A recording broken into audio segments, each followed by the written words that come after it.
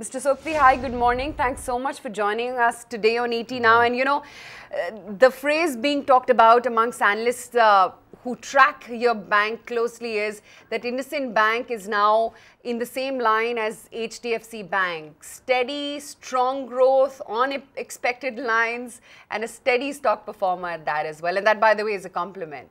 So tell us what really contributed to your earnings this time around, considering it's been such a strong, yet again, consistent quarter from you. So I think the quarter really began with a capital coming in. So we did a QIP, 5,100 crores came in. That fueled a credit growth of 31%. So the loan growth, that includes, of course, the acquisition of the diamond portfolio, which is around 4,000 crores. And that has, of course, then resulted in turn in terms of growth in the net interest income, which came up at a high of 31%. And I think more importantly, sequentially, it came up at a high of 12%. The fee part has gone apace as it has in the previous quarters. So that growth also was strong double digits, about 32%, and sequentially about 3%. And we differentiate fee between the core fee, which is client linked, and the trading fee, which is treasury linked to this thing. So I think so that resulted in a 32% growth in revenue, and costs were held in check at about 24%, and that's why you see a pretty robust increase in our operating profit, improvement in the margins. So all the vectors therefore are a consequence of these basic factors. Good morning, Mr. Sobti, and congratulations, Neeraj here as well. Morning. Now, you spoke about margins. There is a belief that, and a reasonable one at that the interest rates are headed lower, if not in the next 3 months, then over the next 15 certainly. You have shown a bit of an expansion on a quarter-on-quarter basis this time around. You think these levels are sustainable? I mean, give or take 30, 40 bips. Do you think this band is sustainable? Yeah, are you talking about margins or are you talking about credit growth? No, margins. Yeah, so margins, I think certainly I think we are seeing a reduction in the cost of deposits, but more important for us is the constitution of our loan book, and I think that also will determine the margins going forward. And there's a rebalancing of the loan book which is happening. The unbalancing happened in the last 2 years as vehicle financing slowed down. So our retail portfolio fell from about 49% to about 41%. Now it is rebuilding back. It's now actually around 43%. And we are seeing heavier growth in the vehicle side as well as the non-vehicle retail side. So I think the rebalancing of the book with higher yields coming out of the retail book is going to be one of the, I think, big factors pushing our interest margins. Of course, the other beneficial impact would be a reduction in the cost of funds, cost of deposits. But I think that's going to be passed on because we are also announcing this week a reduction in our base rate. So I think that will balance out. But the rebalancing of the book, I think, and the fact that 70% of the book is fixed rate, I think those will be beneficial factors going forward. So we expect a steady or upward movement in our margins in spite of a reduction in the base rates. Scope that you have, Mr. Sobti, to cut your deposit and lending yields? Yeah, so I think deposit yields have already fallen. We've steadily cut over the last 3 months or so. We also cut our base rate earlier, and we are ready to cut a base rate again. ALCO has already taken a decision. So I think it will be anything between 25 and 30 basis points. So that will become effective this month, very soon, this week in fact.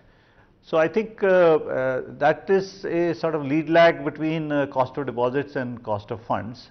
It may not impact so much the margins because, as I said, 70% of the book is fixed rate.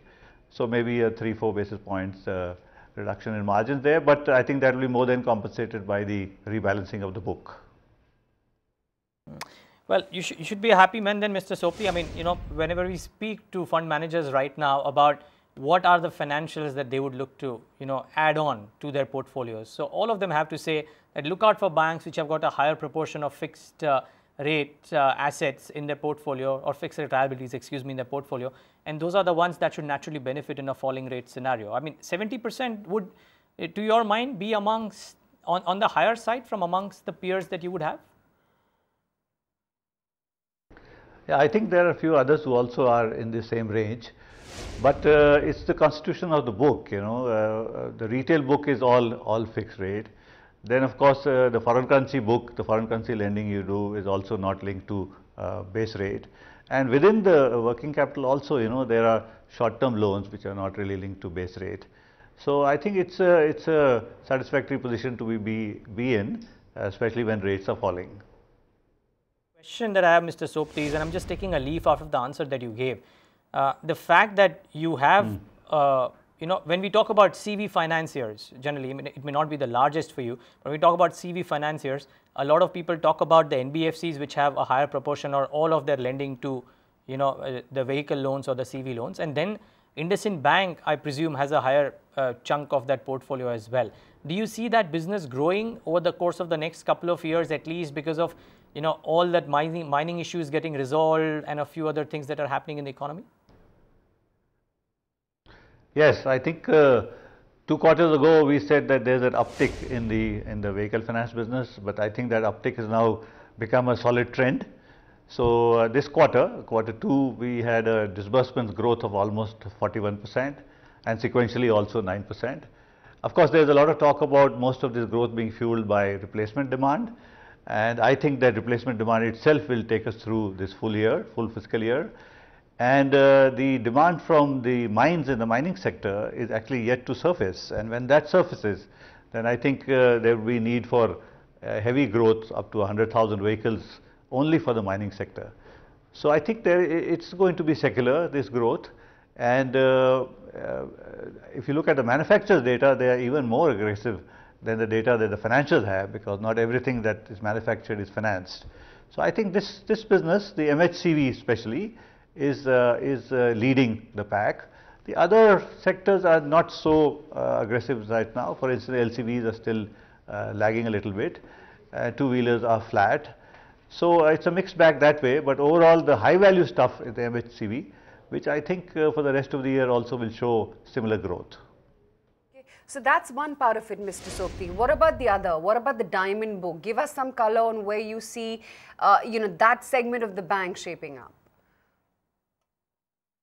Yeah, so the diamond book is, as I said when we acquired it, is something which is very close to our heart. It's a business that we actually developed, and when I say we said a lot of the management team who's here now, when we were in ABN AMRO.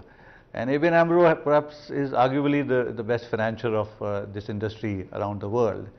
So when this came up for sale, we were upfront in doing that. We had already built up a diamond book, and if you put the two books together, the acquired book and our current book, it's probably one of the cleanest books that we have in the industry. It's definitely more cleaner than the corporate book because delinquencies are pretty low. So the business is right now going through a bit of a tough time as prices have fallen, but I think it's about to bottom out. We are seeing good demand in the markets like the USA, Europe as well, India as well. China, of course, is down. So the diamond industry prospects, I think going forward over the next 12, 18 or 24 months, I think will definitely improve. The book for us is accretive, both in terms of interest margins and ROE and ROA. It's largely a trade finance book, which is a 90-day sort of rollover book, and it's mostly foreign currency funded. And interest margins on this book are slightly better than the interest margins on the total book. So it's a business that we like, we understand. It's a domain that we have expertise in, and we are pretty happy that we have acquired this business. So net, you're saying your asset quality trends and credit costs are sustainable, right? And I asked that because we did see a bit of a pickup in your gross NPAs on a sequential basis. Yeah, see, gross NPAs actually fell if you look at it percentage-wise. If you're looking at absolute numbers, gross NPA actually fell by 2 basis points to 77 basis points. Net also fell by 31 basis points. But I think more important than the gross and net NPAs is really the credit cost. And credit costs have been pretty steady. For the half year, we have come up with a credit cost of about 27 or 28 basis points. So we are on track to keep our target of credit costs to below 60 basis points, which is what we budgeted this year and the year before that as well. So I think credit costs are stabilizing. We are seeing a definite improvement in our credit costs in the vehicle finance sector, where the peak credit cost used to be about 80-85 basis points, is now down to 65 basis points. I think it will come down even below to 55 basis points. And the corporate book is steady. I mean, one odd account keeps coming up or slipping into restructured and things like that. But if you see a restructured book, it's flat, 0.63%. ARC book is also almost flat, just grew by 20 crores. So I think there is stability all around, with definitely downward bias on the vehicle finance book. Mr. Sobti, I would want you to wear the hat of course, the leader of IndusInd Bank, but also one of the premier industry captains as well, and give me the next reply. The market today is punishing a bank because they have announced that they plan to double their branch network by December 16, which would probably be very aggressive, and maybe it takes a toll on their ROE, is what the analysts believe, and therefore the stock is down 20%. I'm referring to DCB. You, of course, have a plan to double your branch network as well, albeit over a protracted period of time. One, give us a view on what would this do to the cost-to-income ratio for IndusInd Bank, and two, just from a perspective of an industry captain, do you think the competitive pressures are so high that banks, private banks, in order to capture growth, will have to undertake such very frantic expansion strategies at such a frantic pace? See, I think that the branch expansion strategy in this geography that we are working on, I mean, even a 2,000 branch network probably will be considered small.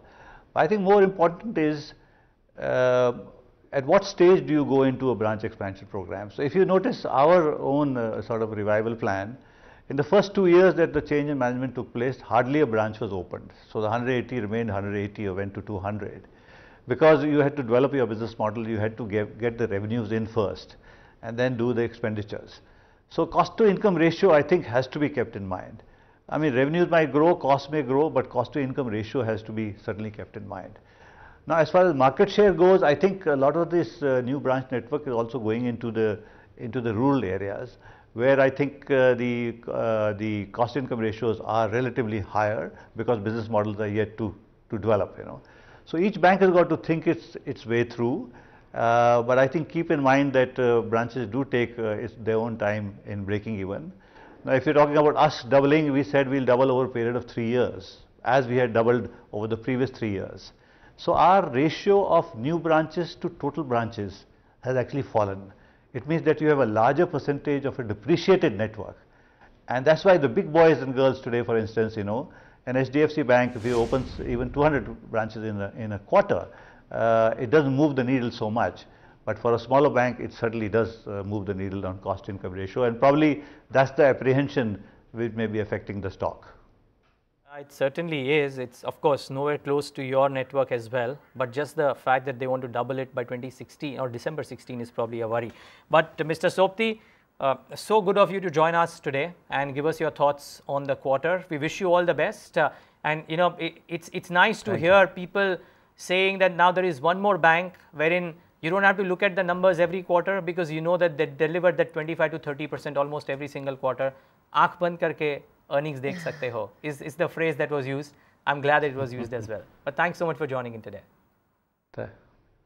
Thank you very much. Thank you. Find us on Facebook at facebook.com/ETNow, and don't forget to click the like button. You can also follow us on Twitter at ETNowLive. To stay updated with all our programming, hit the subscribe button on our YouTube channel by logging on to youtube.com/user/ETNow.